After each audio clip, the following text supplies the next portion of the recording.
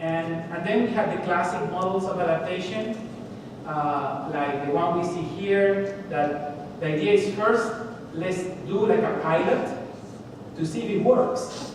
If in the pilot we're getting the same results that the original randomized controlled trial got, maybe we can feel confident that with that community, this is an okay intervention. Then don't get into adapting before you have the evidence that is not working, that you're not getting the same results. But if you adapt, what we usually do is we do a pilot with the adaptation or the adapted version, because it's a new version now, it's an adapted version. And we like to be sure, this is the model we have used at CERC over the years.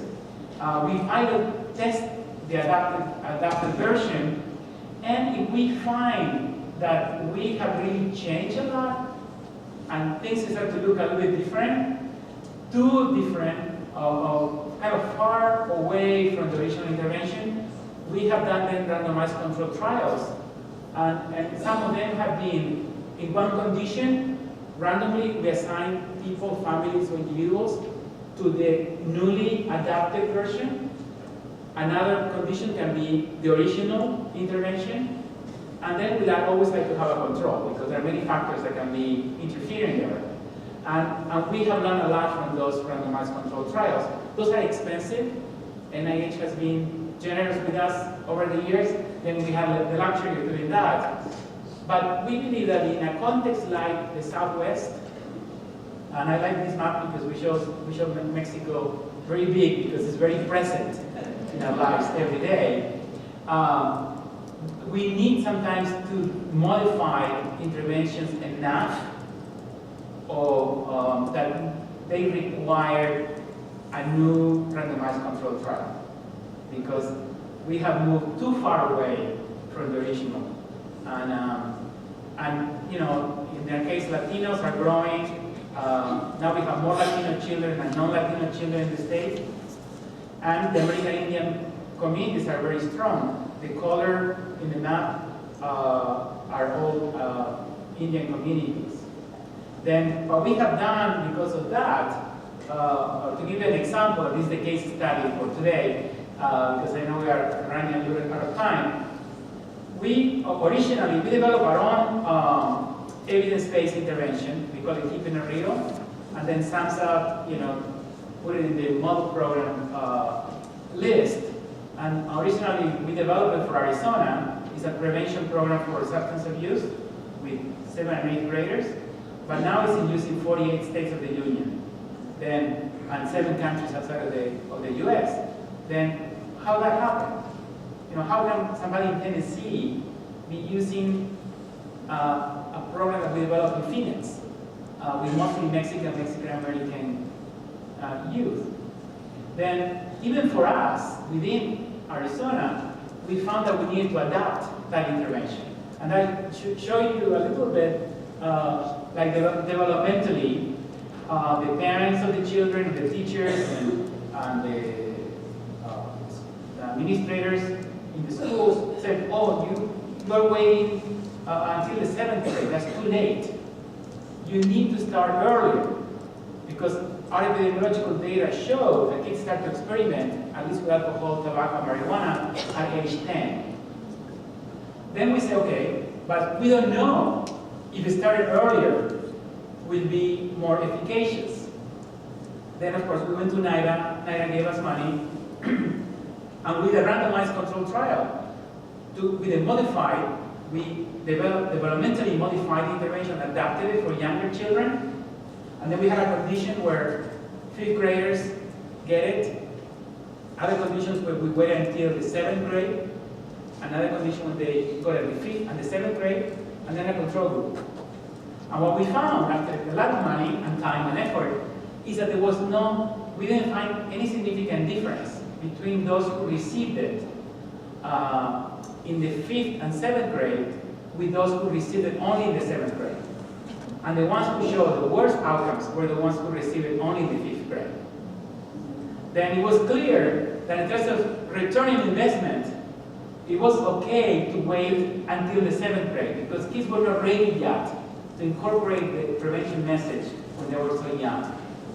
Then, yes, we need to adapt, but don't just make this intervention available to all fifth graders if we don't have the evidence that that's the age to intervene. That would be the same thing we talk about ethnicity or race, yes, or gender.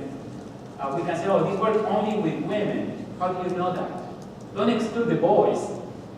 They may benefit as much as the girls. Maybe you have a different condition that measures the intervention when only boys are in the groups and only girls, and you separate by gender, but maybe these groups work well with both. And then I'm concerned that sometimes we jump into conclusions because we as adults sometimes are less flexible than children are. Then in the group I work with, I learn every day that for them culture is understood in a very different way than it is for me. Gender is understood in a different way that I grew up with, my ideas of gender growing up. Sexual orientation, this is a very different time that we live in. Then we need to, what I propose and what I push for is for the researcher-practitioner model.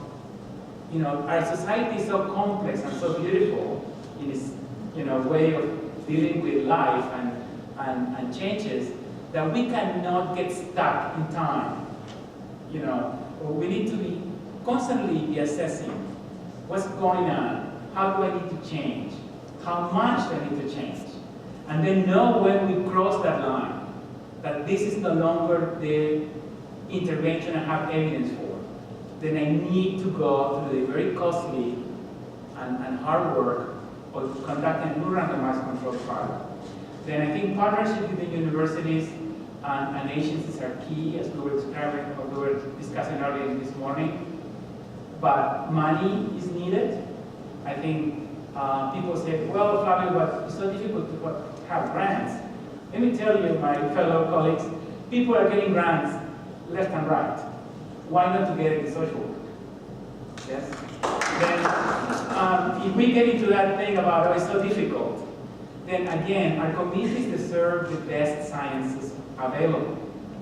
It's an issue of justice. In social work, we embrace the idea of social justice so well, and we have to distinguish history, but if it comes to research and distributed justice, and to distribute research money is part of distributed justice, sometimes we lag a little bit behind because we are so busy doing that we don't take the time to really do that hard work of writing that very competitive application that will give us the funding with community. The CVPR approach is wonderful, that's what we use, community-based participatory research, because we do it with community, and the money goes back to community. Much of the work you see here has been done with communities, and we give sub-awards to the tribe. We give a sub-award. We are doing our study with the 3 Indian centers in Tucson, Phoenix, and Flagstaff. And most of the money from an R1 that we received to adapt Keeping It Real with American Indian youth, and the parenting component with American Indian parents, most of the money of the R1 goes to the American Indian centers. They facilitate intervention, they collect the data, they do everything. We, of course, do the analysis part, and the design was developed by us, but in partnership with them. Then it's not like, oh, these elite universities get all this money. Research money also can be shared. If the research is done with community, most of the funding should go to community.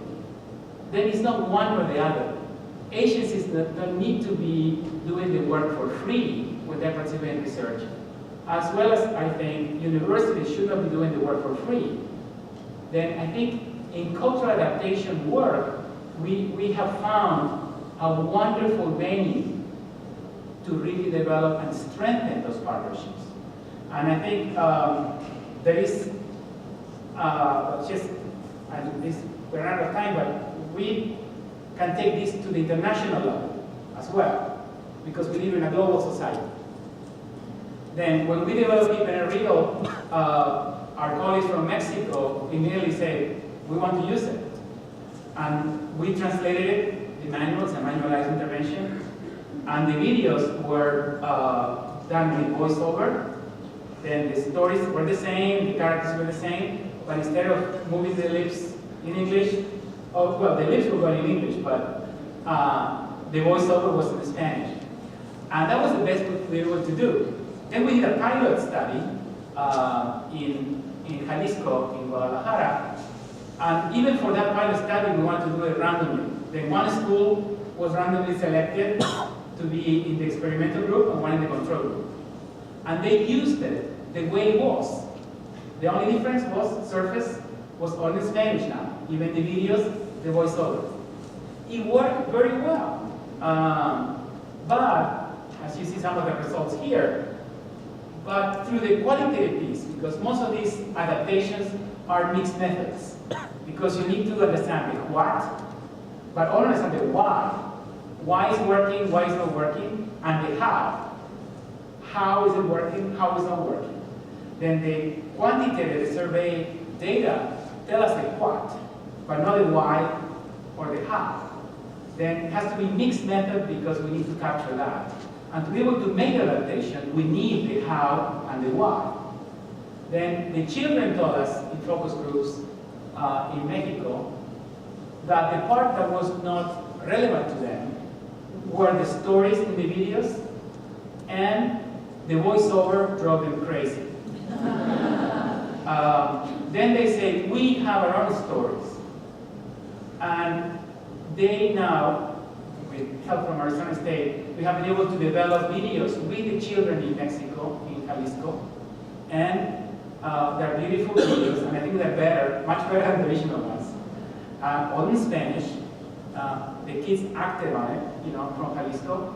And now we're asking NIDA to give us money to do a randomized controlled trial in Mexico, where we can have a condition that is the original Hippocratica with the voiceover, the Jalisco version, and a control group, but do it more nationally, not just Jalisco, to see if we can develop the same approach now to make it more, Mexico, and not just one state within Mexico. Then, a lot of information, and we are working with all that, and I thank you for your attention.